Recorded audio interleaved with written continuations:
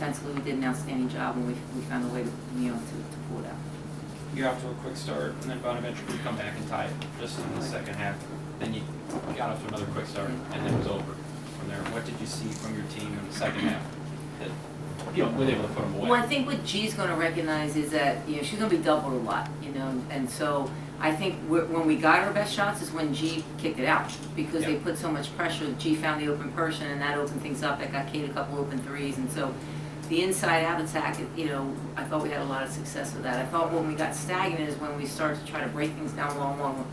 We're not a one-on-one team. We got to rely on each other. So I think we were able to. Our biggest thing is it's a game of runs. I don't get too uptight when teams make runs. I just want to make sure we're still consistently playing solid defense, and as evidenced by giving up 45 points. I think overall we did a good job. 44 last time. So right. Pretty well against St. Bonaventure for sure. You mentioned Chrislina had a couple of pretty big threes, especially in the third quarter when we were pulling away. Is that something that she didn't have a great game, but she played? She didn't play much because she just was struggling defensively against them, so I really limited her minutes against them last time. But for us, I think to be as good as we can be, we're at our best when everybody's contributing. I mean, obviously G had a solid game, and then Kate had a solid game, but Lauren had 4 assists, but she hasn't been able to find her shooting touch in the last 4 or 5 games, and Danielle Burns is still trying to find a way, and Hannah hit some big threes when we needed. So I thought Anna Kelly came off the bench and did some good things for us. So I mean, I think we're at our best when everybody's contributing. So Coach, I know we talked about it a little bit beforehand, but how big was it to have more assists than turnovers in this game, especially because turnovers had been a bit of an issue? I mean, that was huge, because we talk about all the time about just limiting possessions. We made a conscious decision just to be a little more selective with pushing the ball, just because I felt like we were rushing it and not getting good looks. And I think we got to look at G in the post, and she might be double, but she's a willing and able passer. We're going to get an easy open shot. So I think that's the important aspect to it, and the fact that we only had 12. I mean, they're third in the conference in steals, Bonaventure, and it's not because they press. It's just because they play great position defense, and so they make you work for everything. They make you think, and that's always very, very difficult. 12 and 10 player on your right, and that's just what she does. Right?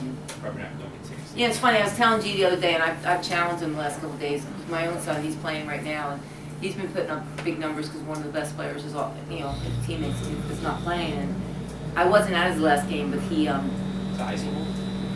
Played high school. He leads the state of New York in double doubles. He's a senior at Fordham Prep, but he had 31 and 18. I wasn't at the game, and whatever big numbers. And DC, my middle son said, "But Mom, he doesn't start off hard." And so I challenged him with that, and he got a little bit of a tune, and copped a little bit of an attitude. And I said, "You have to be open ears. If you want to be, you want to be." I mean, I think, gee, that you weren't there, but you listened to it. Kevin Eastman. Do you want to be a know-it-all, or do you want to be coachable?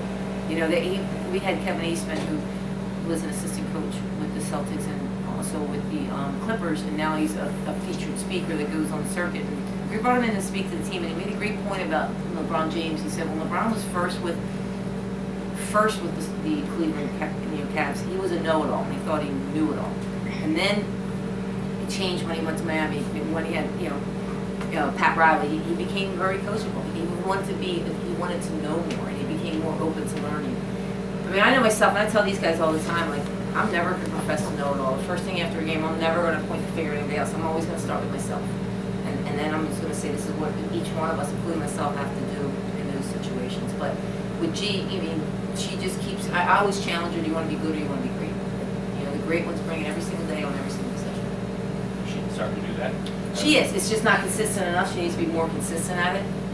Second in the country in rebounding. Yeah. And it's defensive rebounds. I just think, offensively, teams obviously are going to try to shut her down from an offensive standpoint. Obviously, she owns the boards from a defensive standpoint, and obviously she does an outstanding job with that. And her dreams improved so much because when she came in as a freshman, that really she was just told run the floor and go after rebounds. It really wasn't, she had never been taught post moves and never really worked on post moves. So everything she's doing, she's still kind of in the learning phase.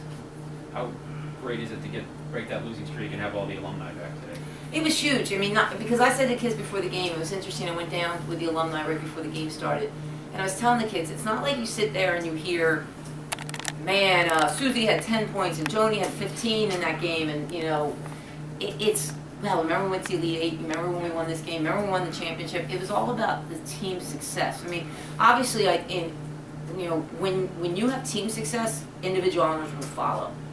I mean, G could have great numbers, but if we're the last team in the conference, I gotta be honest, I'm not voting her all conference. Doesn't much matter. That's just who, I just don't think, if that person's that good, they should be carrying their team. So you have to have a successful team to be somebody that's gonna be, getting honors. So to do that in front of the alumni, and I thought Jenna Cosgrove did a great job getting the alumni back, and to have them have a sense of pride of watching our team really means a lot, because we take great pride. The last 3 days, I did not let them wear Fordham gear, because I thought they lost sight of what Fordham basketball was about. And I thought we became a lot of individuals, in the second half against GW. And we had not played defense the last 3 games. And that's not who we are. So if we're not going to be that person, don't put on your Fordham gear, because that's not who we are. And I thought they earned it back today. I felt today was the first time back. But also, yesterday was probably our best practice in the month. And I think, that's part of it. Wasn't a good second half against UW. We got to watch that on TV. We're Thanks for winning running. halftime. Love you. You're winning halftime. No, Hey, I've never been here before. Do you talk about your game today? What was going right for you? Excuse me? What was going right for you? I just had to find my flow of the game. I found myself trying to do too much, knowing that they were digging down. Once I started kicking the ball out a little more, it opened up a lot for me, because they were a little more hesitant to dig down. So that's when things started to work for me. It also helps when you kick the ball out, those players are making the three-pointers. Yeah. The St. Louis game wasn't very good. Thanks. Valentine's Day's coming out. You want to do my sweetheart? 14th. I feel the love here. No, you played Thursday night. You played Thursday night, or Yeah, we do this Thursday. St. Joe's.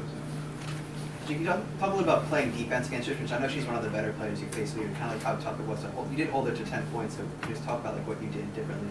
I knew that she wanted to go left, and she wanted to, peel back to her left shoulder, so I tried my best to just sit on her left shoulder. I know she's not comfortable shooting that jump shot, so I tried to, help a lot, sit in the lane, and if she starts to drive, then I'll play her. So I just played smarter, and that worked for me. I was able to keep her out of the paint and limit her points.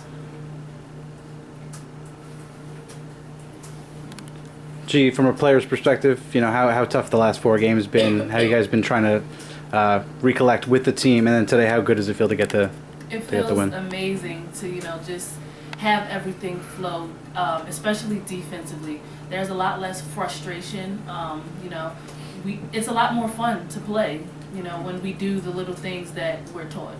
So it felt really great getting that W, and it's in the right column. So that felt really good.